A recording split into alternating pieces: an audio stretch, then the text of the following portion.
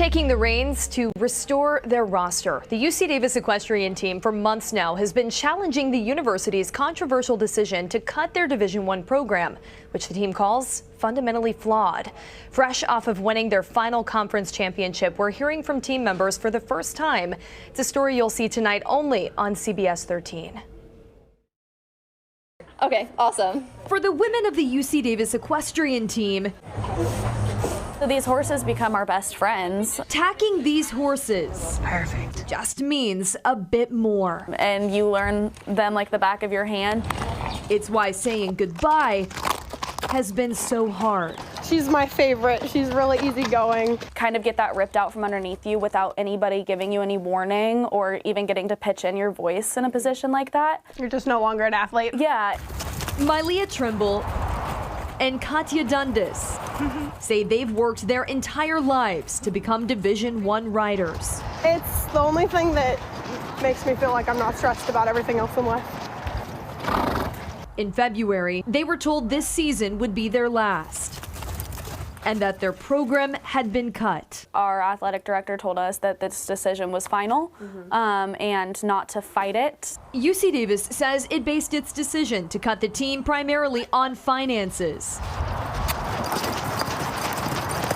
and released a third-party report justifying it. It's really imbalanced the way that it was represented. But the team fought back, saying there was no way their program was costing more than $1 million to run, even paying for a new independent audit, which alleges the initial report's findings overestimated the true operating expense by over 120% or $850,000. Seemed like money was probably the easiest scapegoat. Fresh off an undefeated season and a conference championship win, they're riding off into the unknown. We are hopeful that the team gets reinstated, but I think that regardless of whether or not it does, I hope that this just makes a big enough impact that people start asking questions. Several team members are preparing to pursue a sex discrimination class action lawsuit against UC Davis. This letter sent to the university alleges it is depriving its female student athletes of equal athletic financial aid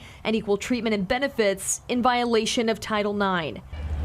And as for what happens to the team's nearly 30 horses who live right here on campus, They've given so much to these girls in this sport. To see them have a retirement that's anything less than what we'd want for them is heartbreaking.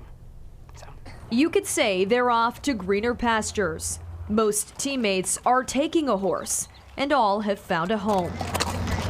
Still, these riders hold out hope for a revival of their champion team. Now, a UC Davis spokesperson said that they would not comment on the conflicting financial analyses, but stood by a statement that they released last month saying UC Davis Audit and Management Advisory Services has initiated a review to evaluate financial records and reporting practices to determine whether expenses were accurately represented to decision makers and other appropriate authorities.